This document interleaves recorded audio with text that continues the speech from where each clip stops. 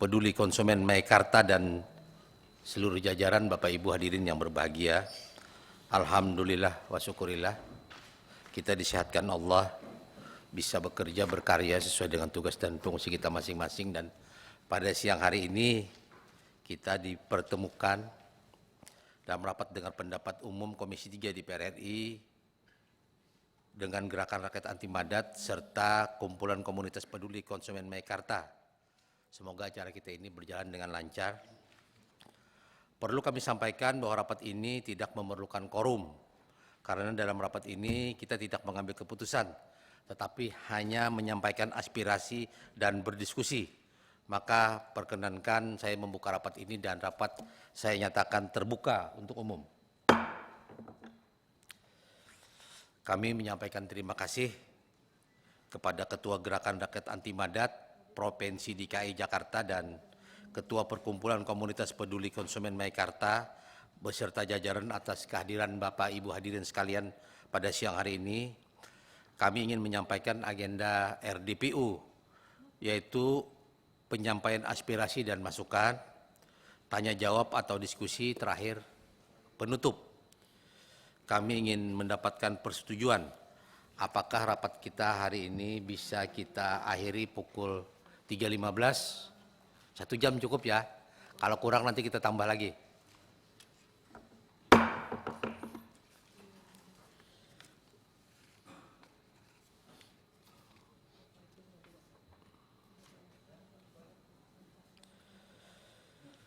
Hadirin yang kami hormati, sesuai dengan pasal 274 ayat 1 dan ayat 2 Peraturan DPR RI nomor 1 tahun 2020 tentang tata tertib menyatakan bahwa komisi dapat melaksanakan rapat dengar pendapat umum dengan perseorangan, kelompok, organisasi, atau badan swasta, dan rapat dengar pendapat umum dapat dilaksanakan atas undangan pimpinan DPR RI maupun atas permintaan yang bersangkutan.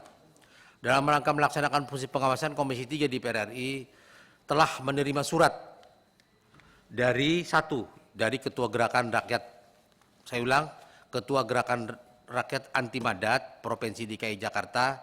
Dalam surat tersebut, Gerakan Rakyat Anti Madat memberikan masukan terkait dengan program pencegahan dan pemberantasan penyalahgunaan dan peredaran gelap narkotika di Provinsi DKI dan peran BNN Pusat sampai dengan BNN Kabupaten Kota.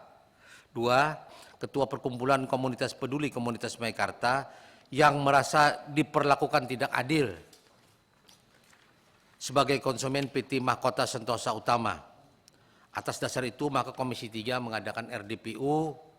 Untuk itu kami berikan kesempatan kepada Ketua GRAM DKI Jakarta untuk menyampaikan aspirasi, dan selanjutnya kami persilahkan juga Ketua Perkumpulan Komunitas Peduli Konsumen Meikarta. Untuk mempersingkat waktu, kami persilahkan Ketua Gerakan Anti Madat dulu. Silakan, Pak. Terima kasih pimpinan. Bismillahirrahmanirrahim. Assalamualaikum warahmatullahi wabarakatuh. Salam sejahtera untuk semua. Selamat siang menjelang sore. Pertama yang saya hormati pimpinan Komisi 3 DPR RI. Yang kedua para anggota Komisi 3 DPR RI yang kami hormati. Dan seluruh undangan rapat pada siang sore hari ini. Alhamdulillah, puji syukur kepada Allah Subhanahu wa Ta'ala bisa diberikan waktu, kesempatan untuk bisa melakukan pertemuan dengan anggota pimpinan dan anggota Komisi 3 DPR RI. Selanjutnya izin kami memperkenalkan diri pimpinan. Kami Gerakan Rakyat Anti Madat Provinsi DKI Jakarta. Nama saya Muhammad Maskur selaku ketua. Sedikit flashback bahwa Gerakan Rakyat Anti Madat ini memang sudah berjalan sejak tahun 99, Pak. Itu dipelopori oleh para senior kami, diantaranya Bapak Prasetyo Marsudi, saat ini anggota Ketua DPRD DKI, Haji Romai Rama, Aditya Hugeng Putra Kapolri, dan juga Habib Abdullah. Jadi para pimpinan tahun 99 sejak Pak Sutioso menjabat gubernur. Selanjutnya singkatnya kami Gerakan DKI ini sudah juga berjalan sejak 2004. dan kita bangkitkan lagi kegiatan kami, mengingat situasi saat ini masalah peredaran dan penyalahgunaan narkoba ini Indonesia khusus Jakarta sebagai tol ukur ini sangat genting, bukan kritis lagi. 20 tahun lalu kami bergerak, BNN waktu Pak Sutanto menjadi ketua BNN, statement Indonesia bebas dari bahaya penyalahgunaan narkoba itu tahun 2015. Tapi sekarang ternyata sudah tahun 2022, ini 2023 masih masalah narkoba masih menjadi PR besar bangsa kita. Sebagai bangsa kita sudah merdeka dari penjajahan Belanda, tapi sebagai bangsa kita masih belum merdeka dari penjajahan kejahatan narkoba. Jadi kita menghadapi kejahatan tanpa wajah, well organized crime, syndicated crime, mereka punya senjata dan punya uang dan bisa ancamanlah generasi muda, lost generation. Maka Indonesia bisa hilang karena ada kejahatan narkoba yang kita diamkan. Selanjutnya kami ingin menyampaikan aspirasi terkait dengan efektivitas implementasi program P4GN dan permasalahannya. Saat ini kita akui bersama Badan Narkotika Nasional itu sudah sampai ke tingkat kota, Badan Narkotika Nasional Provinsi sampai dengan Badan Narkotika Nasional Kota Madya ataupun Kabupaten. Dan dalam pelaksanaannya kami melihat permasalahan narkoba ini sampai hari ini belum bisa dituntaskan secara terukur gitu ya. Walaupun sudah banyak badan-badan yang dibentuk pemerintah, tapi pelaksanaannya kita melihat masih banyak yang perlu menjadi perhatian. Adapun yang kami ingin sampaikan pada kesempatan baik ini adalah beberapa poin. Pertama, permasalahan implementasi P4GN. P4GN itu pencegahan dan pemberantasan penyalahgunaan narkoba. Pertama adalah ketersediaan narkoba yang dijual melalui jaring sosial media dan marketplace online shop. Nah, ini sangat membahayakan. Hasil survei kami, tim dari GRAM DKI khususnya, kami melihat di marketplace ini bisa dijual psikotropika itu daftar G, Pak. Daftar G itu artinya keras ya kan, dan itu harus ada resep dokter. Contoh yang sederhana itu kita temukan di kalangan pemuda yang suka pelajar dan menyalahgunakan jenis tramadol dan eksimer. Gitu. Nah ini harusnya tidak boleh dijual sembarangan di online shop, bisa diakses dengan mudah, dan kami berharap ada pihak koordinasi dari BNN dengan Kementerian Kominfo atau terkait dinas Kementerian Kesehatan untuk kalau bisa itu ada tim khusus yang memonitor penjualan melalui online. Karena kalau ini dibiarkan sangat berbahaya, Pak. Mereka bisa membeli bisa dengan jaring media sosial. Dan seminggu lalu kami juga mencoba menginvestigasi ada penjualan sabu, Pak. Itu jenis sabu ada cair, ada juga weeds ya, itu ada rokok marijuana, bisa mereka transaksi melalui Instagram, Pak. Dan ini mungkin akan kami sampaikan secara khusus nanti ya. Kami sudah koordinasi dengan Dir Narkoba Polda Metro Jaya, Pak. Dan ini sangat membahayakan juga. Kalau generasi muda kita bisa membuka itu dan mereka transaksi, ini sangat-sangat berbahaya buat kelangsungan hidup generasi muda kita, Pak.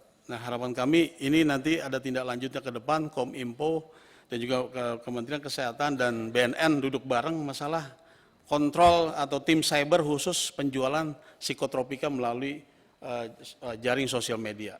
Yang kedua, masalah korban di kalangan pelajar, Pak, masih tinggi. Mengacu kepada Indonesia Drug Report tahun 2022 yang dikeluarkan oleh BNN, itu jumlah korban dari pelajar itu cukup tinggi, Pak. Saat ini 2021 lalu 53.405 pelajar menjadi korban, mulai dari tingkat SD, SLTP, SLTA sampai perguruan tinggi. Artinya apa? Ini yang tadi saya sampaikan di awal, lost generation. Generasi muda kita bisa hilang kalau sampai sejak SD sudah menjadi korban. Nah, harapan kami, usulan kami, masukan, kalau bisa dengan Kementerian Pendidikan itu dibuat atau dibentuk kurikulum anti narkoba, Pak, sejak dini kalau bisa. Karena mulai dari zat adiktif seperti lem ibon itu sudah digunakan anak-anak kecil ya, menghirup, dan itu efek narkotiknya luar biasa, merusak otak dan nggak bisa belajar. Nah, harapan kami karena korbannya banyak pelajar, harus ada dinas pendidikan atau Kementerian Pendidikan itu membuat kurikulum khusus anti narkoba mulai dari SD sampai SMU gitu. Itu harapan kami, Pak. Karena saat ini kami cek juga di sekolah-sekolah belum ada itu, Pak. Adanya penyuluhan-penyuluhan saja, Pak. Penyuluhan kan sifatnya juga tidak schedule dengan baik gitu ya. Nah, harapan kami dengan ada kurikulum disesuaikan dengan sekolah, ini bisa menjadi salah satu sarana efektif untuk program P4GN, gitu Pak. Selanjutnya Pak, kita tahu Indonesia 20 tahun lalu kita ini memang sudah ada produsen narkoba Pak ya. Waktu itu yang pertama di Cipondoh Pak, Tangerang itu, ekstasi. Lalu ada berikutnya saya sempat mengungkap kasus di Daan Mogot, itu juga pabrik sabu. Lalu Cikande dan terbesar dan seterusnya sampai sekarang. Dan terakhir yang tereksekusi mati itu 2016 Freddy Budiman Pak.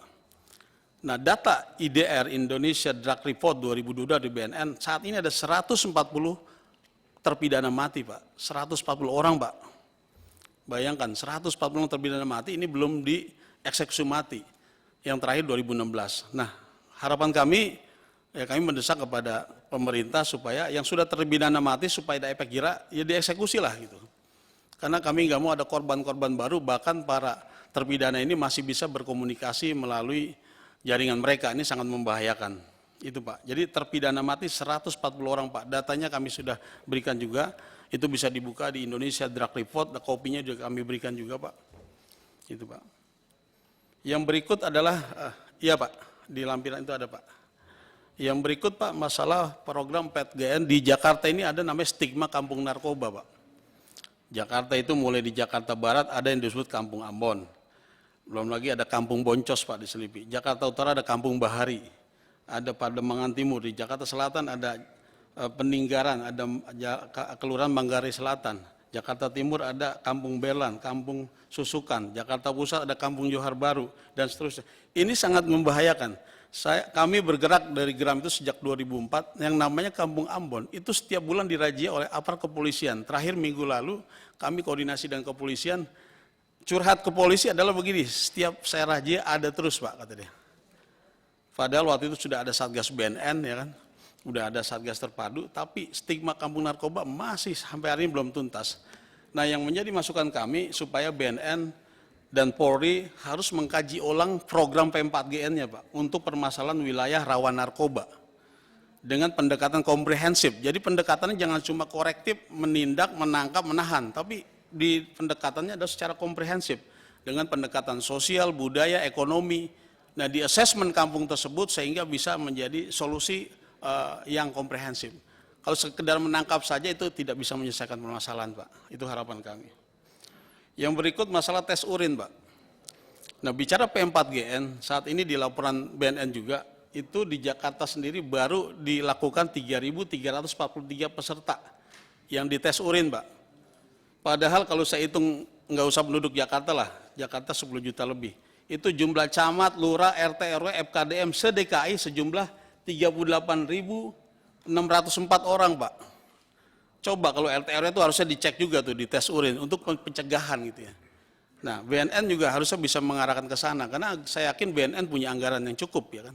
Kalau cuma 3.343 itu baru 9% pelaksanaan tes urin dari total para pimpinan wilayah tadi Pak.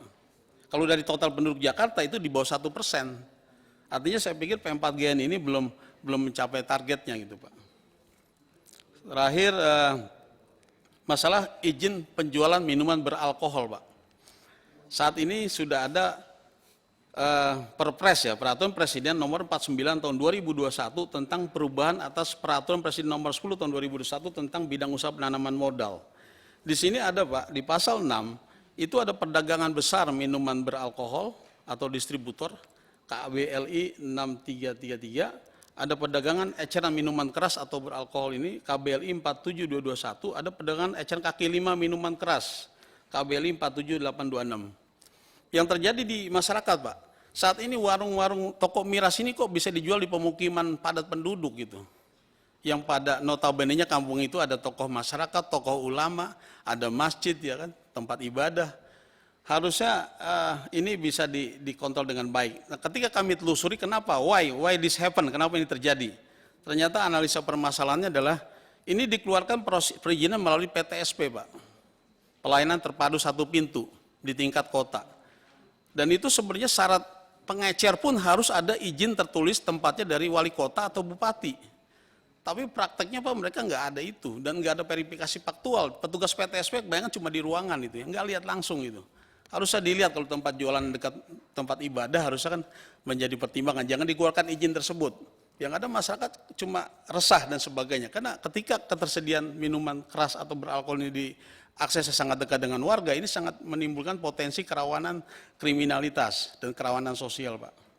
Jadi kami mengusulkan kepada PTSP ini dapat mensosialisasikan kembali peraturan-peraturan ada terkait dengan distribusi, penjualan, dan eceran minuman beralkohol. Jadi tidak sembarangan. Dan terakhir ini poin 7, koordinasi kerja BNN, BNNP, BNNK, dan Pemda DKI Jakarta dalam program P4GN Pak. Nah, sesuai dengan peraturan BNN itu nomor 3 tahun 2015 dan nomor 6 tahun 2020, ini komposisi BNN ini saat ini di Indonesia, di Jakarta, di Indonesia ada 173 BNN kota atau kabupaten Pak, 34 BNN provinsi. Yang anehnya saya di Jakarta ini kok di Jakarta Barat dan Jakarta Pusat nggak ada kantor BNN-nya Pak. Padahal di Jakarta Barat ini cukup banyak masalah penyalahgunaan dan penggelapan narkoba. Saya sempat tanya ke BNN provinsi, mereka belum bisa menjawab. Harusnya Jakarta Barat itu ada itu, kantor BNN kota Pak. Kosong Pak, dulu pernah ada tapi sekarang kosong. Begitu juga Jakarta Pusat, tidak ada kantor BNN Jakarta Pusat. Nah ini kenapa nggak ada, kami juga mempertanyakan ke BNN tapi belum ada jawaban Pak. Harapannya supaya ada juga dialokasikan itu Pak. Itu. Jadi mungkin masalah-masalah lain dari kami, karena kami di DKI Pak, di DKI ini kami fokus melihat kinerja daripada program P4GN yang dijalankan oleh pemerintah Provinsi DKI. Sebenarnya Pak Gubernur sebelumnya sudah menetapkan Kepgub untuk penanganan P4GN. Tapi prakteknya kami cek itu nggak dijalanin juga Pak. Jadi ada Kepgub 483 tahun 2021, sebelumnya 625 tahun 2020. Itu pun nggak dijalankan dengan alasan nggak ada anggaran. Nggak ada anggaran, padahal BNN duitnya saya yakin gede ya. Tapi kenapa ini? Ramai terjadi. Nah bahkan saat ini Pemprov DKI sedang mengajukan raperda Pak. Perda tentang P4GN untuk DKI Jakarta. Nah ini saya juga bingung juga kenapa kok ada perda lagi, padahal sudah ada payung hukum undang-undang ya kan, sudah ada BNN itu. Nah ini yang kami harapkan perlu duduk bareng lagi atau bersama antara BNN ya kan, juga dari tadi yang Kementerian Pendidikan, Kementerian Kesehatan, dan juga para stakeholders yang lain untuk bisa mengkaji ulang masalah program P4GN ini Pak. Dan harapan kami kalau bisa BNN juga KPI-nya, Key Performance Indikatornya itu diukur per 1 semester gitu ya. Diundang seluruh stakeholder sehingga kita tahu. Jangan mereka bikin laporan sendiri tapi yang lain nggak jalan juga gitu Pak. Baik Bapak. Ya, makasih banyak Pak pimpinan. Nanti kita sambil diskusi. Ya, makasih pimpinan. Assalamualaikum warahmatullahi wabarakatuh. Waalaikumsalam warahmatullahi wabarakatuh. Kami persilahkan komunitas peduli konsumen Meikarta 15 menit Pak ya. Silakan. Bismillahirrahmanirrahim.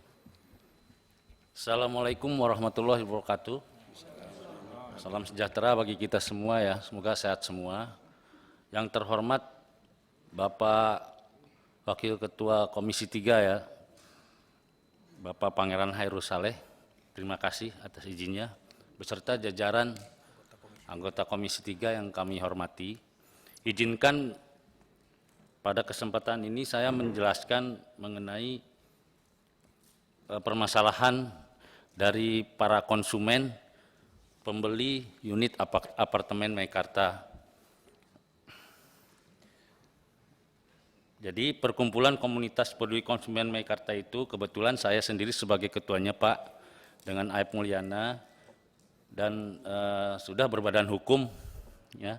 Pada dasarnya itu tujuan daripada komunitas ini adalah semuanya adalah korban Pak. Korban gagalnya serah terima unit apartemen dari pengembang PT Mahkota Sentosa Utama. Biasanya disebut Meikarta Pak, istilah tenarnya. Nah itu di bawah anak perusahaan Lipo Group. Ya. Kemudian yang seharusnya itu rata-rata kami ini serah terima di tahun 2018 sampai 2020 Pak. Ya. Sampai saat ini unitnya masih mangkrak Pak. bahkan sebagian besar masih berupa tanah merah.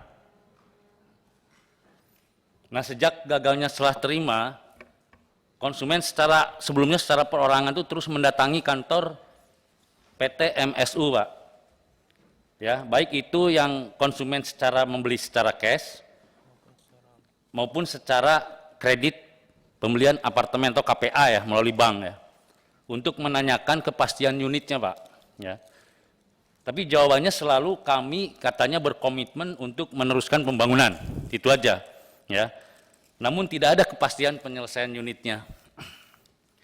Karena jawaban pengembang seperti itu terus, ya, selalu tidak ada kepastian, maka akhirnya terbentuklah komunitas ini, Pak, berdasarkan rasa senasib, sepenanggungan gitu, yang mungkin terbentuk kurang lebih sekitar setahun yang lalu ya, tapi kita dibatasin anggotanya memang sampai saat ini itu 130 orang lebih.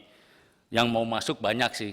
Cuma tujuan kami ini sebetulnya bukan sebanyak-banyaknya merekrut anggota, tapi bagaimana anggota kami ini bisa dipenuhi kewajibannya, dikembalikan haknya, Pak, gitu, berupa pengembalian dana gitu, seperti itu ya.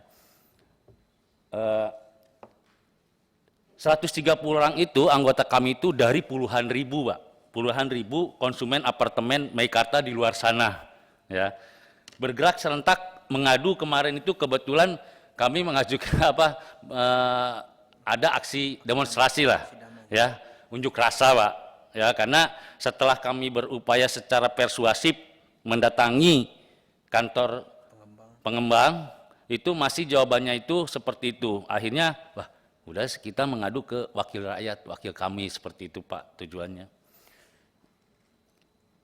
Nah, selain ke DPR, kami itu serentak juga ada unjuk rasa ke Bank Nobu, Pak.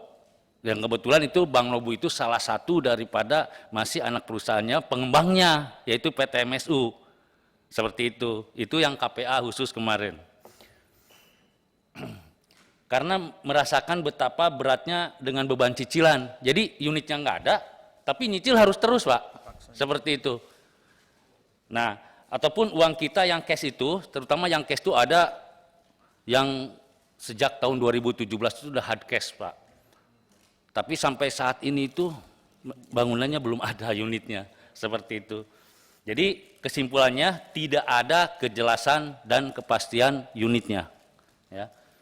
Nah, dalam perjalanannya pada tahun 2020, kami mencoba menanyakan tentang progres pembangunan unit lagi, Pak. Ternyata dijawab sama manajemen MSU, ya, bahwa pihak kami sudah melaksanakan PKPU, Pak. Jadi jawabannya bukan lagi seperti kami berkomitmen untuk pembangunan, tapi kalau tahun 2020 jawabannya ada yang baru, Pak, yaitu kami sudah melaksanakan PKPU, Pak, ya, di mana di dalamnya ada aturan bahwa pihak developer mulai membangun itu ditambah lagi malah 24 bulan katanya ke depan sejak ditetapkannya PKPU Desember 2020, ya. Kemudian ditambah lagi 55 bulan sesuai dengan di dalam isi PKPU itu akan dilaksanakan serah terima secara parsial. Setelah itu ditambah lagi 6 bulan lagi jika ingin refund yang cash yang tadi 2017 itu. Berarti sekitar harus menunggu sampai 7 tahun ke depan lagi, Pak, ya kan? Atau sekitar 85 bulan sejak tahun 2020, Pak, ya. Nah, kami keberatan terhadap PKPU tersebut terus terang ya, karena isinya itu sebagian besar merugikan kami, ya. Dan yang penting adalah kita lihat prosesnya, Pak. Jadi sebagian besar anggota tidak pernah dilibatkan. Prosesnya seperti misalkan ada undangan rapat awalnya, tidak pernah menyetujui dan menguasakan ke pihak lain untuk menyetujui, seperti itu. Sehingga anggota komunitas itu merasakan hak kami itu terabaikan. Namun apa tindakan mereka? Bukannya sadar, Pak, malah kami digugat. Kami digugat dengan tuntutan kerugian material dan imaterial dengan nominal yang fantastis sekali, Pak, 56 miliar, Pak. Ya. Hal tersebut tidak masuk akal dan tidak berdasarkan sesuai fakta di lapangan. Ya. Sehingga saat ini kami sedang menghadapi gugatan, ya, mereka yang jelas tidak masuk logika dan kemampuan kami, terus terang Pak Pimpinan, ya. Jadi mereka menggugat pengurus komunitas dan anggota lainnya yang pada unjuk rasa berorasi sekedar menumpahkan kekesalannya, kekecewaannya dan penderitaannya karena hak-hak mereka dilanggar oleh pihak pengembang, Pak. Jadi yang siapapun yang orasi langsung jadikan tergugat, Pak. Pokoknya ada yang orasi, dicatat namanya, dijadikan tergugat. Oleh karena itu, mungkin dengan diiringi rasa hormat kami, Pak, maka kami selaku para tergugat memohon perlindungan hukum, ya, karena tuntutannya tidak logis dan berencana mau memiskinkan kami, Pak. Ya, kami bukanlah koruptor. Ya, kami hanya mau mendapatkan hak kami kembali sesuai dengan uang yang telah kami bayarkan, tidak lebih tidak kurang. Padahal itu uang itu ada yang dari tahun 2017, kami tidak ingin lebih, itu ajalah dibalikin ke kami gitu. Ya. Demikian Pak Pimpinan uraian dari kami yang menjadikan alasan saat ini bahwa kami anggota perkumpulan komunitas peduli konsumen Meikarta sudah tidak tertarik lagi kesimpulannya dengan unit apartemen Meikarta. Dan sepakat memohon untuk mengembalikan hak-hak kami dalam bentuk ripan pengembalian dana, ya, baik ke PT MSU bagi yang cash dan ke pihak perbankan bagi yang KPA, Pak. Ya. Besar harapan kami Komisi 3 DPR RI mengundang PT MSU sebagai pengembang juga, ya, dalam hal ini yang dikenal dengan nama Meikarta, ya, dan membentuk panitia kerja panja untuk kasus apartemen Meikarta ini. Jadi kesimpulannya kami adalah sebagian kecil dari ribuan konsumen yang menjadi korban, Pak, yang tergabung dalam komunitas peduli konsumen Meikarta. Demikian, Pak, kalau pendahuluannya. Mungkin kalau nanti butuh bukti-bukti ke depan atau dari rekan-rekan, mungkin ada yang, kita semua ini adalah kebetulan yang di atas adalah anggota kami juga, Pak. Ya.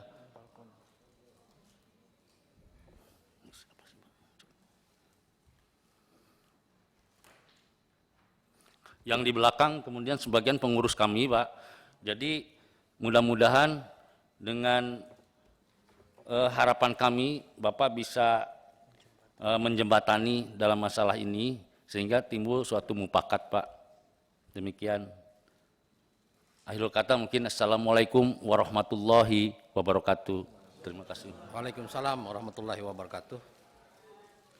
Kawan-kawan, kita telah mendengarkan penyampaian aspirasi dari Geram maupun komunitas peduli konsumen Meikarta. Yang sesungguhnya mereka adalah korban daripada Meikarta gitu, Pak, ya. Ada yang sudah terima ini enggak, Pak, unit dari Meikarta enggak? Kebetulan di anggota ini belum ada, Pak. Enggak ada, ya? Ya. Jadi kira-kira konsumen itu kira-kira jumlahnya kira-kira berapa ribu total? Totalnya, Pak, ya.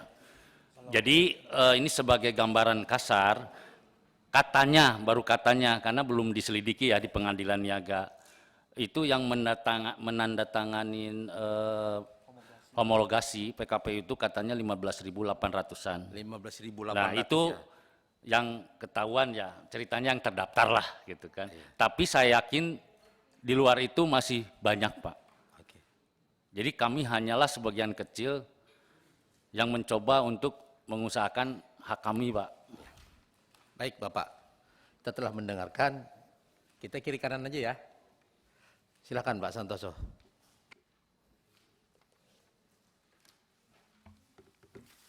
Terima kasih pimpinan dan anggota Komisi 3 yang saya hormati, Bapak Ibu dari pengurus Geram serta perkumpulan komunitas peduli konsumen Meikarta. Assalamualaikum warahmatullahi wabarakatuh. Waalaikumsalam. Selamat siang dan salam sejahtera buat kita semua. Terlebih dahulu saya ingin memperkenalkan diri, nama saya Santoso, saya dari fraksi Partai Demokrat, daerah pemilihan Jakarta 3. Jakarta Utara, Jakarta Barat, dan Kepulauan Seribu. Jadi apa yang disampaikan oleh Ketua Geram tadi tentang masalah narkotika, saya juga dulu terlibat di dalam ikut membantu pemberantasan ini. Jadi di awal itu saya kalau tidak salah ikut terlibat di P4GN ya, DKI Jakarta itu ya. Dulu masih ada wakil gubernurnya, masih ada 4 tuh saya ingat tuh. Saya ikut terlibat, tapi karena saya ikut gabung di partai politik pasca reformasi, akhirnya saya tinggalkan. Yang pertama, Bapak Ibu dan Saudara yang saya hormati, bahwa forum yang terhormat ini, saya yakin ada yang hadir atau ada yang mendengar, terutama dari kelompok bandar-bandar narkoba atas pertemuan ini. Jadi jangan heran kalau keputusan nanti yang dihasilkan, bukan keputusan, kesimpulan, apa yang akan Komisi 3 lakukan, pasti bandar narkoba tahu atas keinginan dari Geram ini. Kenapa? Karena memang mereka sudah sistematis. Baik bandarnya maupun aparatnya yang ikut cawe-cawe dalam mencari keuntungan ini. Jadi untuk persoalan yang disampaikan oleh Geram memang mewakili Provinsi DKI Jakarta, tapi saya yakin DKI Jakarta adalah representase dari seluruh komunitas masyarakat di provinsi-provinsi lain di Indonesia, maka yang menjadi masukan dari pihak Geram Provinsi DKI Jakarta juga harus menjadi atensi kita Komisi 3, pimpinan. Tadi diinfokan tentang narkoba yang dijual melalui medsos. Ini memang harus ada gerakan masif dari BNN ya, termasuk kepolisian yang menangani narkoba. Tapi kenapa itu masih masif dan ada pembiaran? Karena memang ini menjadi industri yang sangat menjanjikan. Modalnya hanya Rp1, untungnya bisa Rp100. Jadi lawan Anda itu adalah orang-orang yang menguasai pemerintahan maupun aparat hukum, penegak hukum yang ada di Republik ini. Jadi tidak mudah, untuk itulah saya berharap melalui media ini, melalui forum ini, Komisi 3, supaya menindaklanjuti baik di BNN, kemudian di kepolisian, maupun di Keminfo. Ya, kenapa? Karena soal medsos ini yang harus juga diantisipasi. Terkait juga soal masalah di Provinsi DKI Jakarta. Jadi seluruh BNP itu semuanya mati segan. Mati segan apa terbalik saya ya? Nah, itu saking udah terlalu ininya memang. Jadi sengaja saya bolak-balik lah. Ya, kenapa? Karena amanat undang-undang yang harus dilakukan oleh negara, oleh pemerintah, tapi dilakukan dengan setengah hati. Kenapa? Karena banyak yang diuntungkan dari peredaran narkoba ini. Untuk itulah, kalau semua provinsi tentang BNP-nya sangat sedikit, dana operasional maupun kegiatan-kegiatan dalam penanganan pemberantasan narkotika, termasuk juga pembentukan BNK, saudara jangan heran. Yang harus saudara heran adalah kenapa Provinsi DKI Jakarta yang memiliki anggaran begitu besar tapi mengalokasikannya sedikit. Tadi saya dengar Ketua DPRD sekarang dulu pernah menjadi aktivis P4GN itu. Ya libatkan, bantu. Maksudnya minta bantuan yang bersangkutan agar bisa menganggarkan kegiatan pemberantasan narkoba ini harus benar-benar secara masif dengan anggaran yang besar. Tapi jangan terbalik, nanti begitu besar malah keenakan gitu ya. Orang kita kan gitu, waktu sedikit semangat, begitu besar kerjanya nggak ada, itu biasa itu ya. Jadi harapan saya selalu koordinasi dengan DPRD supaya goodwill gubernur bisa diterapkan melalui tekanan atau dorongan dari DPRD untuk menganggarkan ini. Ya. Tentunya program-programnya jangan terlalu datar lah harapan saya, tapi juga harus radikal karena yang kita lawan ini sudah sindikat yang bekerja secara sistematis. Di daerah Priuk itu, saya yang selalu telepon kepala BNN dan bagian narkoba di Mabes Polri maupun di Polda. Hari ini digerebek, dipasang semua CCTV, dipasang lampu sampai terang benderang, bahkan ada posko yang sebutnya 3 pilar ya. Tidak lama 30 hari udah rame lagi di situ. Kenapa? Karena ada yang melindungi. Itu untuk gram ya. Yang berikutnya untuk Meikarta ini sangat menarik. Jadi apa yang saudara sampaikan, inilah hukum yang terjadi di negeri ini. Ya, di mana para pemilik modal menguasai hukum. Yang tidak memiliki modal siap-siap saja ditindas dan dilindas. Dan ini terjadi.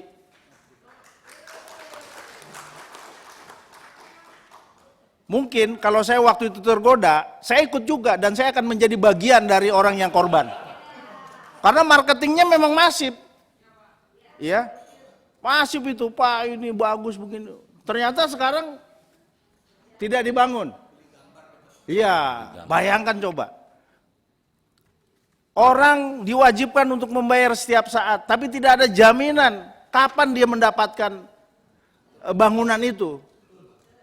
Ya, ditambah pihak Meikarta itu melakukan PKPU yang tidak diketahui oleh konsumen Meikarta. Ini menurut saya kalau tidak ada tindakan dari negara, termasuk juga kita Komisi 3, ini adalah kegiatan yang semena-mena dan sangat kejam serta tidak berperi kemanusiaan. Jadi dalam kesempatan ini saya mendorong agar persoalan Meikarta ini yang mengorbankan rakyat begitu banyak, saya yakin di antara orang-orang yang ikut investasi di Meikarta itu bukan orang-orang yang memiliki banyak rumah. Ya, karena tawarannya kan murah kan di Meikarta itu kan. Maka siapa tahu saya tidak bisa beli tanah, beli rumah di Jakarta yang miliaran, yang cuma 300-400 juta, dia dapat rumah di Meikarta dalam bentuk apartemen. Tapi nyatanya saudara-saudara semuanya ditipu kan begitu. Secara sistematis. Dan keputusan PKPU pihak Meikarta dimenangkan kan begitu. Ini sangat zolim. Dan saya yakin para hakim yang memutuskan itu juga sudah diskenariokan untuk memenangkan pihak Meikarta. Dan tidak ada kata lain, kita harus melawannya sesuai dengan prosedur dan perundang-undangan yang ada. Dan tentang bahwa konsumen Meikarta digugat oleh pihak PT MSU kurang lebih sebanyak 56 miliar. Tidak ada kata lain, kita harus membela dan melawan kejoliman ini.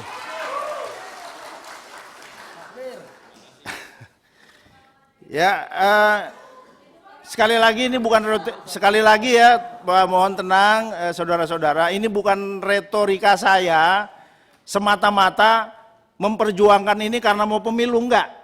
Tapi memang semua hal yang terkait dengan kejoliman yang dilakukan oleh pemerintah dan para pemilik modal, saya akan fokus melawannya bersama-sama dengan saudara-saudara yang menentangnya.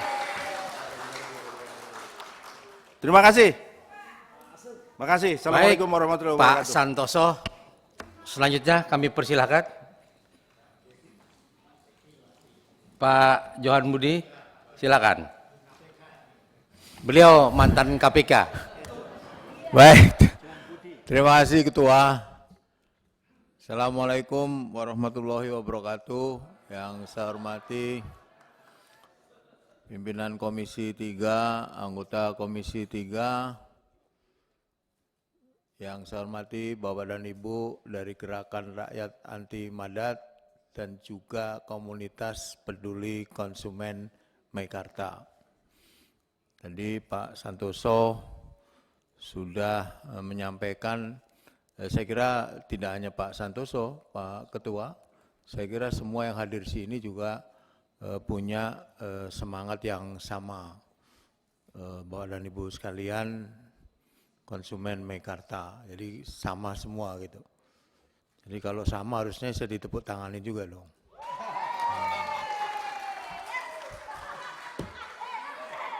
ya kan? Pak Supriyansa ini Pak dari Golkar Pak, dia selalu mengedepankan untuk kepentingan bangsa dan negara. Ini, jadi kita itu sama di sini, semangatnya sama membela ketidakadilan dimanapun dia berada harus kita bela kepada siapapun Pak. Tidak hanya kepada komunitas peduli konsumen atau konsumen Meikarta saja, tapi kepada siapapun. Siapapun yang ke sini tentu kalau dalam konteks mencari keadilan tentu kita akan bela. Jadi semangatnya sama. Tentu harus dilihat juga ya tupoksi dari anggota DPR itu apa gitu. Saya ingin mengingatkan. Tapi kalau soal semangat tentu kita akan bela ya. Saya tidak ini yang Meikarta tadi sudah disampaikan oleh Pak Santoso, jadi sama. Saya ingin ke Geram. Yang saya ingin tanyakan adalah kami ingin mendapat masukan terkait dengan RUU narkoba yang sedang kita kita mau bahas nih, revisi undang-undang narkoba. Apakah ini salah satu yang dalam pikiran saya adalah adanya quote-unquote permainan dari oknum ya, aparat penegak hukum yang memilah-milah quote-unquote mana pengguna, mana pengedar. Pengguna itu korban menurut saya. Kemudian juga mana bandar gitu. Nah kadang-kadang saya kan sering memang dapil saya bukan DKI, ya, tapi saya sering ke dapil, saya sering juga dapat masukan ya, atau pengaduan terkait dengan adanya permainan oknum-oknum ya. Dia pengguna itu bisa kemudian diancam dijadikan pengedar, misalnya itu. Nah, saya ingin tahu Geram ini kan bergerak di bidang itu ya. Jadi tidak hanya soal BNN saya kira, tapi kami tolong kasih masukan sejauh mana hal-hal yang berkait dengan penegakan hukum terkait dengan narkoba ya, pengedar, pengguna dan bandar gitu. Apakah Geram ini juga punya data yang terkait dengan itu sehingga kami yang sedang merevisi undang-undang narkoba itu bisa memasukkan pasal-pasal atau aturan-aturan yang kemudian bisa memberikan koridor atau paling tidak menutup loophole terjadinya tindak pidana atau penyalahgunaan wewenang ya, oleh aparat penegak hukum. Gitu. Yang kedua, apakah Geram juga mendalami dengan keberadaan BNN ini? Saya beberapa kali kunjungan kerja ke provinsi-provinsi di Indonesia, itu mayoritas kantor BNN itu menurut saya kasihan banget. Anggarannya kurang, tadi seperti Pak Santoso sampaikan, hidup segan mati pun enggan. Jadi hidup dan mati sama aja gitu, kira-kira begitu. Nah menurut Geram, dari pengalaman yang bertahun-tahun ini, Pak Maskur, ini udah bertahun-tahun nih, saya lihat foto-fotonya ini juga udah salaman sama Pak Presidennya Pak SBY ya. Ini saya tadi lihat selintas. Apa usulan Geram terkait dengan BNN ini? Apakah perlu BNN ini diperkuat aturan kewenangannya, ataukah dia harus diarahkan kemana? Tentu basisnya adalah pengalaman dari rekan-rekan di Geram ini di lapangan ya. Bagaimana hubungan BNN dengan polisi. Polisi punya direktorat narkoba juga, BNN punya juga gitu. Kadang-kadang di lapangan ini urusannya siapa ini? Gitu. Apakah pernah menemukan itu? Intinya kami ingin mendapat masukan dari Geram. Saya hadir di sini memberikan apresiasi juga ke Geram yang peduli terhadap nasib bangsa dan nasib rakyat yang terkait dengan narkoba. Dan narkoba ini extraordinary crime, Pak, kejahatan yang luar biasa yang sekarang sudah pada tahapan menurut saya udah mengkhawatirkan, tidak hanya di kota-kota tapi juga sampai ke pelosok desa itu juga ada yang memakai narkoba. Itu saya bingung juga ini. Apakah ini karena law enforcement-nya ataukah atau seperti apa gitu. Nah, ini kami ingin mendapat masukan dari Geram terkait dengan beberapa hal yang tadi saya sampaikan. Saya kira itu saya juga memberikan semangat kepada komunitas peduli konsumen Meikarta, jangan patah semangat. Di sini tidak hanya Pak Santoso, tadi Pak Santoso nggak ada. Saya jelaskan lagi Pak Santoso bahwa kami di anggota Komisi 3 mendukung menegakkan hukum. Jadi yang ditepokin jangan hanya Pak Santoso gitu. Baik, terima kasih Ketua. Assalamualaikum warahmatullahi wabarakatuh. Waalaikumsalam warahmatullahi wabarakatuh. Izin Pak Pimpinan, ada yang perlu disampaikan tadi tambahan. Terima kasih kepada yang terhormat Bapak Haji Santoso. Jangan dulu. Jadi, Nah, saya mau keluar juga. Sebentar, Pak. oh ya silakan Pak. Nah, jawabnya itu setelah anggota selesai semua. Gitu. Mohon maaf Pak, terima kasih. Silakan Pak Supri, silakan. Pak Ketua, terima kasih. Bapak dan Ibu sekalian yang saya hormati, Pak Johan Budi, Pak Arsul. Terima kasih Pak Arsul, semangatnya sama dengan kita di sini. Pertama-tama saya mau memulai dari Meikartanya, karena ini menarik sekali nih bagi saya. Meskipun soal narkoba sangat berbahaya sekali dalam kehidupan ini. Tapi yang paling stres ini tentu Meikarta. Pertama, ada hal yang menarik bagi saya Pak Ketua. Orang yang unjuk rasa menyampaikan semua unek-uneknya tentang sebuah harapan dan janji, justru itu yang digugat. Ini satu poin ini. Ini satu poin yang harus menjadi catatan bagi Komisi 3. Ada apa itu? Kemudian tadi jenis gugatannya PMH Pak. Perbuatan melawan hukum di pengadilan perbuatan melawan hukum dengan ganti rugi 54 miliar. 56 miliar. Ya, 56 miliar. Tentu ini tidak biasa dan tidak lazim bagi kita. Yang berutang siapa? Yang digugat siapa? Yang menagih siapa? Tetapi justru orang yang memiliki kewajiban meletakkan semua kewajibannya kepada orang yang punya hak, justru orang yang punya hak justru dibaliki dengan tuntutan 56 miliar. Ini catatan kedua. Kenapa ini menjadi catatan kedua?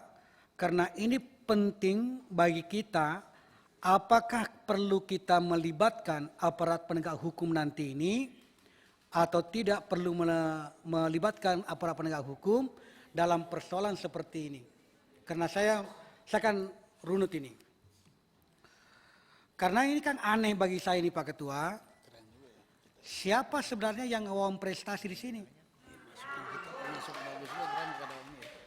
Apakah masyarakat ini, konsumen ini yang ngawam prestasi, yang tidak membayar kewajibannya menyicil sebuah apartemen atau sebuah unit bangunan, atau si pembuat bangunan ini yang tidak menyelesaikan tugasnya, kewajibannya untuk diserahkan kepada orang yang menyicil. Ini harus selesai dulu ini. Kalau sudah selesai sampai di sini, maka nanti kan kita melihat siapa sebenarnya ini yang berhak untuk maju di PKPU. Kan lucu. Misalnya seharusnya saya ini membangun ini, karena ini sudah dicicil oleh mereka-mereka. Ya, cash lagi ya, cash. Lalu saya tidak bisa membangun ini, yang seharusnya saya serahkan bangunan ini tahun 2018, tahun 2020, betul tidak? Yang seharusnya saya serahkan kepada mereka, penyerahan unit. Tetapi karena saya tidak bisa menyerahkan unit, lalu saya menempuh jalur untuk mempelitkan diriku. Ada apa? Lalu bagaimana uang-uangnya orang yang masuk di sini? Kan itu modelnya. Nah, pertanyaan saya, ini uangnya masyarakat yang masuk di sini yang menyicil dari tahun ke tahun ini, dari bulan ke bulan, hingga tahun ke tahun, mana itu uangnya? Yang kedua, kalau mereka sudah mengatakan bahwa uang prestasi adalah saya yang tidak mampu menghadirkan ini bangunan, lalu pemilik uang ini meminta kembali uangnya, ini masuk akal karena saya uang prestasi. Kan begitu? Bukan justru dia yang harus lapor polisi, atau saya harus gugat dia, atau saya gugat diriku, saya pelitkan diriku, ya kan? Saya pelitkan diriku ini supaya saya tidak punya kewajiban untuk mengembalikan. Ini namanya menurut saya dalam pidana bisa dikategorikan bahwa boleh kita mengarahkan ada unsur-unsur pidana di dalamnya. Nah, itu. Jadi bukan semata-mata dalam perjanjian-perjanjian yang tidak selesai ini, lalu muncul uang prestasi, kita berpikir ini perdata. Tetapi kita melihat, adakah niat saya untuk lari dari kewajiban saya, sehingga ini bisa dikategorikan sebuah praktek, sehingga bisa dikenakan sebuah pidana. Kalau begitu, menurut saya, kita harus mengundang pihak Meikarta, undang ke sini, dudukkan di sini. Saya minta juga nanti pada akhirnya, karena saya melihat jangan sampai ada unsur-unsur pidana di dalamnya, saya minta izin Pak Arsul, boleh nanti kita berpikir Pak Johan Budi kan, beliau ini orang cerdas di dalam ruangan ini hari-harinya. Jadi bisa kita mencoba menghadirkan juga adakah unsur pidana di dalamnya yang tadi saya coba untuk berlari, untuk meninggalkan kewajiban saya. Kalau itu ada, saya minta dari Mabes Polri juga harus dihadirkan. Ya. Untuk apa itu? Untuk apa itu? Adalah untuk menangkap para pelaku-pelaku yang mencoba untuk menipu rakyat di Indonesia ini. Ya kan? Ini harus diproses. Kalau memang itu ada kira-kira unsurnya lari ke sana. Nanti kan kita bisa lihat perkembangannya. Karena tadi ini saya menilainya seperti itu modelnya. Serah terima dijanjikan pada tahun 2018, betul tidak? Sekarang sampai 2020. Sampai sekarang menurut datanya di sini, di sana masih ada tanah kosong, bahkan ada pondasi tok. Kan begitu ya, pondasi atau bangunan yang tidak selesai. Nah, saya kira ini menarik bagi saya. Apa benar kira-kira Meikarta memiliki konsesi di sana itu 500 hektar seperti dalam catatan ini, tetapi diberikan izin yang atau baru dikantongi hanya 84. Apa benar ini? Ini juga perlu kita menyelidiki. Kenapa perlu diselidiki ini? Supaya kita bisa lihat berapa banyak orang yang yang menyetorkan uangnya di sini dan berapa wilayah lahan yang kapasitas itu yang siap bangun.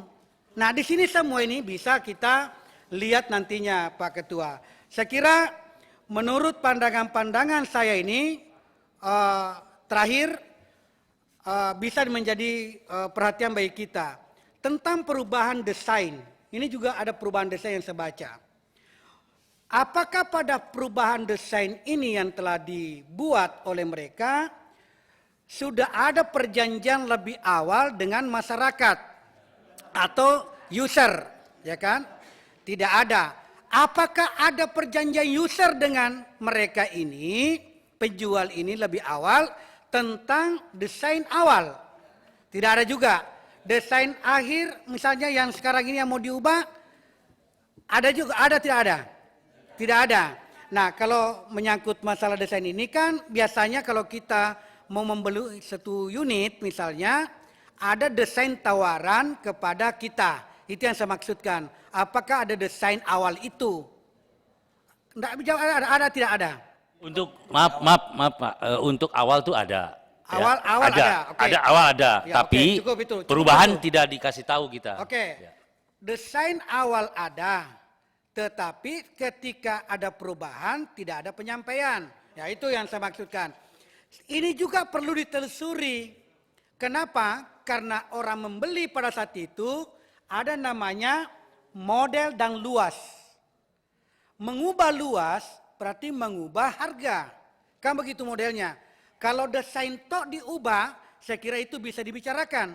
Tetapi kalau luasannya menjadi bagian dari perubahan, itu perlu dibicarakan oleh user. Saya kira ini juga perlu dibicarakan.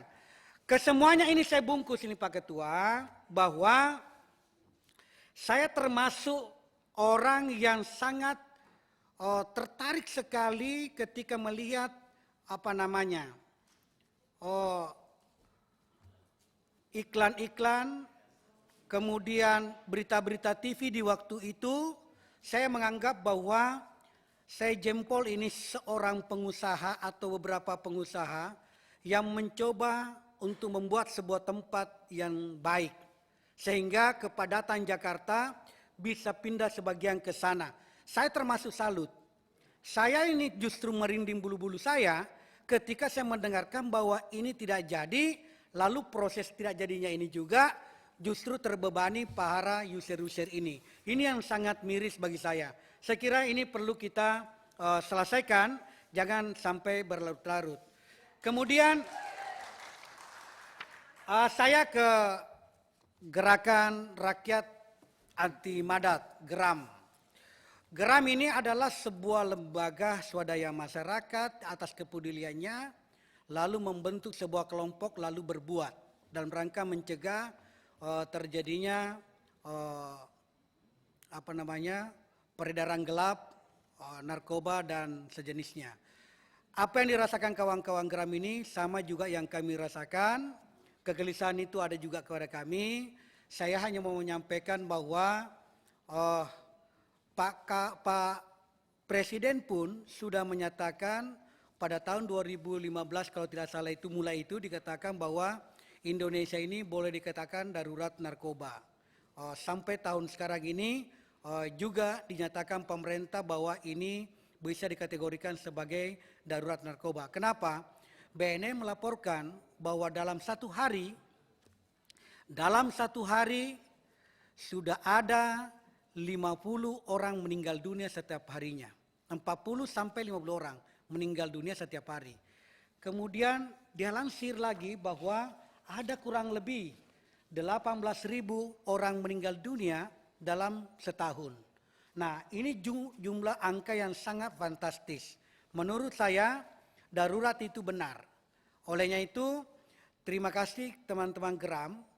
Saya sebenarnya ini mau mencoba mendengarkan di mana letak perjuangannya GERAM yang merasa yang tidak atau selalu diabaikan oleh aparat.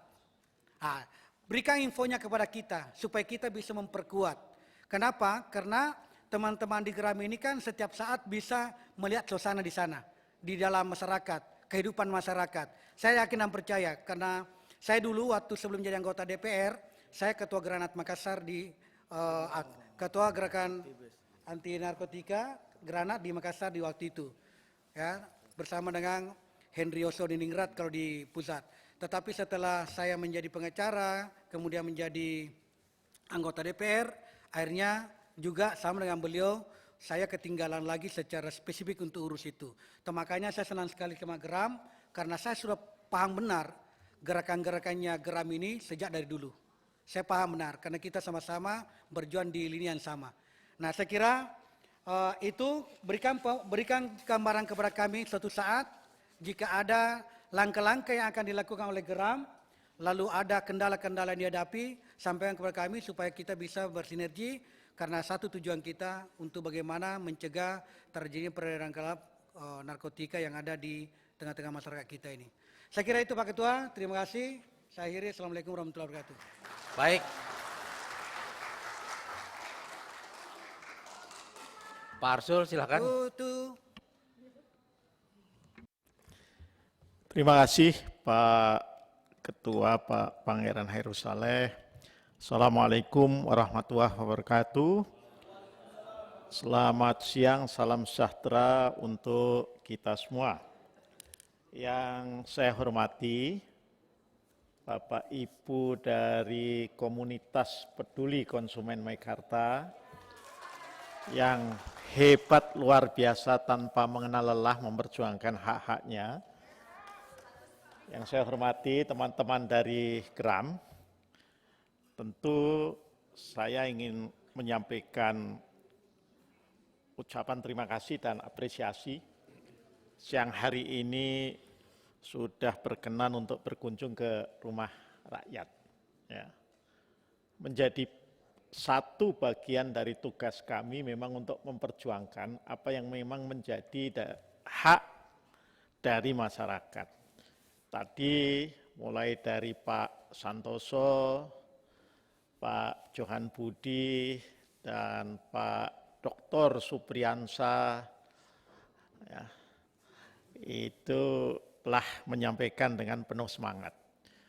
Barangkali saya hanya ingin mengajukan saja beberapa hal yang barangkali nanti bisa dilengkapi agar Komisi 3 ya, bisa meneruskan apa yang Bapak Ibu komunitas perjuangkan melalui Komisi 3. Nah, yang pertama tadi disebutkan juga soal PKPU. Nah, kalau bisa kami diberikan dokumen PKPU-nya kalau punya. Nanti dikirimkan kepada teman-teman di sekretariat ya, untuk bisa dianalisis oleh tenaga ahli Komisi 3. Ya. Kita harus analisis dulu karena ini persoalan hukum, apa yang masih bisa kita lakukan. Ya, dengan telah adanya putusan PKPU itu. Nah, yang kedua, yang terhormat Pak Supriyansa dan Pak Santoso, saya kira kita memang patut miris. Ini sudah terinjak, mau diinjak pula, ya, dengan digugat secara perdata. Nah, ini Pak Ketua, ini nanti kalau DPR melakukan rapat konsultasi dengan Mahkamah Agung, ini harus jadi atensi kita yang untuk disampaikan. Ya. Jadi mohon juga gugatan dari mereka serta barangkali jawaban dari kuasa hukum Bapak itu juga disampaikan kepada kami, nanti disusulkan. Ya, itu. Ini Pak Supriyansa harus disuarakan, harus dibunyikan ya sebagai bagian dari ikhtiar kita memperjuangkan hak-hak dari konsumen Meikarta ini ketika DPR nanti rapat konsultasi dengan Mahkamah Agung ya. Mudah-mudahan di masa sidang paling tidak yang akan datang ini Pak Ketua bisa dijadwalkan lah, kami usulkan. Ya. Nah, yang berikutnya ini barangkali nanti setelah menerima atau mempelajari kronologi dan juga mempelajari dokumen PKPU, teman-teman tenaga ahli, ya, ini coba dikaji, dilihat, ada tidak peluang untuk kan mereka, ya, menambah injakan kepada yang sudah terinjak. Ya. Kita harus ganti juga. Ya, kita coba juga injak. Dengan cara seperti apa? Dengan kita kaji dari Undang-Undang Perlindungan Konsumen. Ya. Di pasal 56 Undang-Undang Perlindungan Konsumen itu kan ada sanksi pidana. Nah, sanksi pidananya dikaitkan dengan pasal 8, 9, 10, dan seterusnya.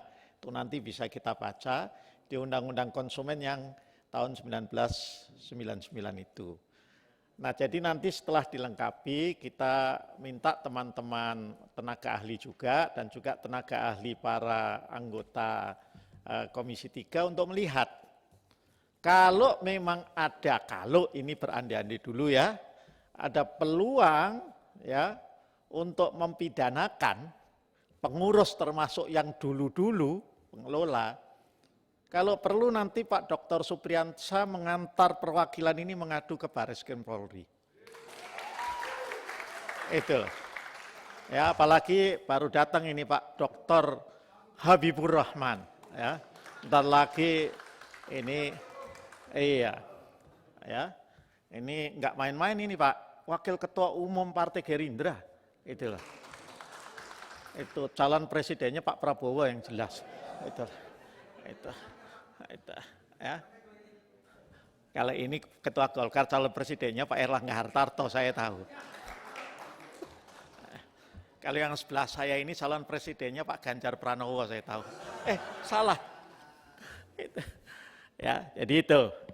Jadi tolong Pak ya agar diinikan, agar apa yang sudah Bapak sampaikan ini kami apresiasi, tapi saya kira kami perlu juga dokumen-dokumen hukumnya ya, di copy atau kalau enggak mau repot di PDF kan nanti di WA kan juga kepada teman-teman di Sekretariat Komisi 3 ya. Itu sehingga kita bisa dalami lebih lanjut soal itu ya. Malum saya mantan lawyer Pak, ya dulu di LBH Jakarta juga, jadi memang ya sudah sering juga urusan begini-begini. Ya. Nah yang berikutnya untuk teman-teman geram, terima kasih juga, tapi barangkali tadi juga sudah diinformasikan bahwa Komisi 3 saat ini dan Ketua Panjanya itu beliau Pak Pangeran Hairul Saleh, Ketua Panja RUU perubahan atas Undang-Undang Nomor 35 Tahun 2009 ya, Undang-Undang Narkotika. Nah, saya kira saran ini ya teman-teman dari Geram juga nanti melihat, saya tidak tahu persis apakah di website DPR itu sudah diposting atau belum, kalaupun belum nanti bisa diminta ya draft RUU, tolong dikasih masukan aja ya, apa hal-hal yang perlu kita atensi ya dalam pembahasan itu. Nah, salah satu politik hukum yang coba akan kita letakkan ke depan itu yang namanya pengguna yang tadi disebut oleh Pak Johan Budi itu sebagai korban ya Pak Johan Budi ya. Itu memang kemudian tidak akan dikirim ke penjara. Proses hukum yang ujungnya adalah rehabilitasi, bukan pemenjaraan. Ya. Dan kita akan tutup ruangnya, ya, kita akan tutup ruangnya, ruang di mana kalau artis, kalau apa rehabilitasi. Kalau anaknya si ini rehabilitasi, tapi kalau orang nggak punya duit karena nggak bisa hengki-pengki, maka diproses hukum biasa. Itu kita akan tutup ruangnya.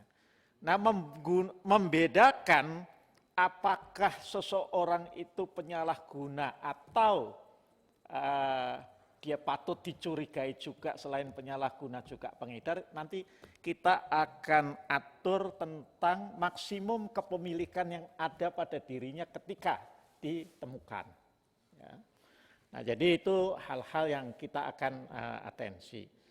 Yang berikutnya juga, karena ini juga masukan dari masyarakat, adalah kita akan mempertimbangkan ya ganja untuk keperluan medis, bukan untuk keperluan kesenangan, bukan recreational purposes, tapi untuk medical purposes, gitu ya, untuk keperluan pengobatan. Nah, ini nanti juga kita kemungkinan akan mengarah ke sana. Yang berikutnya lagi, yang saya kira ini perlu Bapak Ibu semua ketahui, di KUHP itu ada pasal baru yang disebut dengan pasal rekayasa kasus. Ya. Jadi kalau Bapak Ibu itu tidak melakukan satu tindak pidana, satu kejahatan, tapi dibuat-buat. Ya. Yang sering itu kan nggak pakai narkoba, tapi di mobil kita ada narkoba gitu kan. Nah, ditaruh. Kemudian oknum ini, bukan institusinya, ya, di rumah, di apartemen itu. Nah, sekarang kalau terjadi seperti itu, maka oknum penegak hukumnya itu yang akan kita pidanakan. Ya, itu sudah disahkan sebagai Undang-Undang Nomor 1 Tahun 2003 tentang Kitab Undang-Undang Hukum Pidana. Jadi kalau ada yang kasusnya direkayasa ya oleh oknum penegak hukum, lawan. Sekali lagi, ya. Itu penting, ya. Nanti tentu kalau ternyata diperlakukan sewenang-wenang atau apa ya, kita akan backup dari belakang. Saya kira hanya itu Pak Ketua, sekalian tadi sedikit sosialisasi KUHP begitu. Terima kasih. Sekali lagi terima kasih baik teman-teman komunitas Meikarta maupun Geram, dan mudah-mudahan kami ya tentu akan berupaya dalam batas-batas yang tadi Pak Johan Budi sampaikan, itu kewenangan DPR ya untuk membantu Bapak Ibu sekalian. Terima kasih. Assalamualaikum warahmatullahi wabarakatuh. Ya. Baik. Mungkin Habibur Rahman ada yang ingin disampaikan terakhir. Cukup ya. Bapak Ibu hadirin yang berbahagia, kami telah menerima masukan dari Bapak Ibu sekalian, tadi juga tanggapan dari kawan-kawan anggota Komisi 3. Jadi untuk Geram, kebetulan besok kami akan rapat dengar pendapat dengan Kepala BNN jam 10 pagi. Jadi nanti apa yang saudara rekomendasikan di sini, besok akan kita sampaikan dengan Kepala BNN. Setuju ya?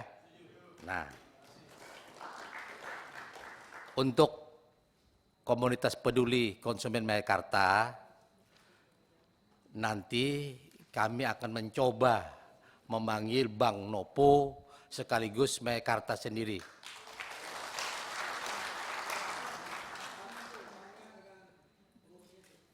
Jadi Bapak, saya kasih closing statement 5 Sedikit menit. pimpinan. Baik, silakan. Jadi soal Meikarta saya tadi lari sini dari rapat fraksi karena saya concern sekali terhadap persoalan Meikarta ini. Menurut saya kita harus agendakan tegas, Pak. Kita panggil, Pak, ya terkait. Jadi bahasanya tidak lagi kita coba, kita panggil, kita periksa di sini, Pak. Dan kalau memang ada unsur-unsur pelanggaran hukum, kita minta penegak hukum untuk mengusut tegas, Pak. Yang penting hak-hak konsumen ya bisa terlindungi dan bisa direhabilitasi. Terima kasih. Baik, jadi kami akan panggil Bang Nopo sendiri yang terima uang saudara-saudara yang tadinya konsumennya totalnya kurang lebih 15.800 ya kurang lebih ya. Nanti Meikarta juga kita panggil, insya Allah. Setelah itu kami akan mengambil langkah-langkah selanjutnya, dan insya Allah terkait apa yang disampaikan oleh Pak Arsrul tadi, kita juga akan mencoba memakai Undang-Undang Konsumen 1999 terkait dengan gugatan mereka. Mudah-mudahan kalau memang ada unsur pidananya kita akan gugat balik ya Pak Arsrul ya, bantu. Baik, silakan. Izin, Closing Pak. statement sekaligus kita waktu kita Ya, izin Pak, Oke. Pak Pimpinan. Terima kasih atas waktunya. Jadi ini ada peristiwa yang terus terang kami Pak sebagai konsumen itu seumur hidup tuh baru sekarang digugat Pak. Nggak tanggung-tanggung digugat pengurus itu. Jadi ceritanya itu kemarin kami ke Bang Nobu untuk ya setelah DPR, tapi kemudian kedua ke Bang Nobu. Karena ada yang KPA juga kan yang kaitannya dengan bank. Kalau KPA untuk menanyakan status anggota kami. Nah, yang saya tidak masuk akal, yang masuk itu semua jadi tergugat. Menanyakan status hak itu jadi tergugat semua. Kemudian ada rekan kami yang di luar menceritakan, dikasih kesempatan untuk orasi menyampaikan penderitaan Pak, karena uangnya kan terhambat ya. Itu dijadikan tergugat juga Pak. Jadi, dan tidak tanggung-tanggung ada sita aset pribadi. Jadi nanti di pengadilan tanggal 24 ya sudah ada di SIPP kan ada. Jadi selain yang 56 miliar, itu ditambahkan sita aset pribadi. Jadi kita mau dimiskinkan, Mbak. Mau dimiskinkan dan sita jaminan, Mbak. Seperti itu. Mohon maaf Pak Ketua, jadi itulah yang kami minta dokumennya disampaikan. Nggak usah diceritakan, nanti kami akan baca detail semuanya. Ya, Dan terima kita kasih, akan Pak. suarakan. Ya, Ketua. Ya, Jadi Pak, intinya tambahan termasuk apakah gugatan dari dari mereka. dari Komisi 3 ini Pak bisa membantu kami untuk memonitor jalannya persidangan mulai dari tanggal 24 Pak. Intinya supaya jangan ada riak-riak di dalam persidangan supaya hukum acara itu berjalan dengan benar seperti apa adanya Pak. Silakan Terima Pak kasih, Pak. Habibur Rahman. Setuju Pak Kami Ketua. juga akan mengirimkan tim pemantau di persidangan tersebut dari Komisi 3. Ya. Lalu Bukan- kami akan meminta khusus kepada Komisi Yudisial. Ya, betul. Komisi Yudisial Ya. untuk terjun langsung Nanti mengawasi. nanti saya perintah yang di rumah. Baik. Dari Gram lagi silakan. Ya, terima kasih pimpinan atas perhatiannya dan masukan sebagai closing dalam rangka memperkuat pembahasan RUU narkoba. Ya, memang kami rasakan karena kami sering di lapangan ya, itu membedakan antara penyalahguna dan pengedar. Ya kalau kami yang turun langsung, karena kami gak suka turun juga ikut melakukan penindakan bersama para kepolisian, itu kami kawal Pak, itu yang namanya pengedar ya kita kawal sampai tuntas pengadilan. Kalau penyalahguna ya memang harus rehabilitasi. Tapi faktanya saat ini memang ketika kami lost control, ini praktek-praktek susah membedakan mana penyalahguna, mana pengedar ini. Nah sejalan dengan itu masukan kami adalah, satu adalah BNN sebaiknya diperkuat seperti, kalau memang BNN sebagai lembaga independen penanganan narkotika, kalau bisa seperti KPK, Komisi Pemberantasan Korupsi gitu. Jadi tidak ada sekarang ada Polda di narkoba, Polsek ada, Polres ada Kasat Narkoba. Nah ini jadi tumpang tindih sehingga praktek-praktek tadi bisa terus terjadi. Yang penyalahguna, yang bandar bisa jadi penyalahguna. Bahkan penyalahguna bisa jadi bandar gitu. Nah, ini harus kita, yang penting yang berikutnya yang penekanan kami adalah di undang-undang yang akan dibuat nanti, kalau bisa diperkuat kepada korban, terutama generasi muda ini, atau penyalahguna, itu harusnya ada pendampingan hukum gitu. Jadi jangan diperiksa, akhirnya yang tadinya dia nggak pakai, jadi malah dibilang pakai gitu. Yang tadinya nggak ngedar, dibilang pengedar. Jadi harus ada pendampingan hukum, jangan artis-artis saja Pak yang didampingin hukum gitu ya. Ini rakyat generasi muda sudah banyak jadi korban. Insya Allah kami siap mendukung DPR RI dan juga pemerintah BNN untuk bersinergi dari masyarakat, memberikan masukan yang positif Pak. Terima kasih. Ya. Baik, Bapak Ibu hadirin yang berbahagia, saya rasa rapat hari ini cukup. Kami sama pimpinan mengucapkan terima kasih kepada Ketua Gram dan Ketua Komunitas Peduli Konsumen Mekarta. Salah dan hilap kami mohon dimaafkan. Saya tutup dengan ucapan Alhamdulillahirabbil alamin. Wassalamualaikum warahmatullahi wabarakatuh.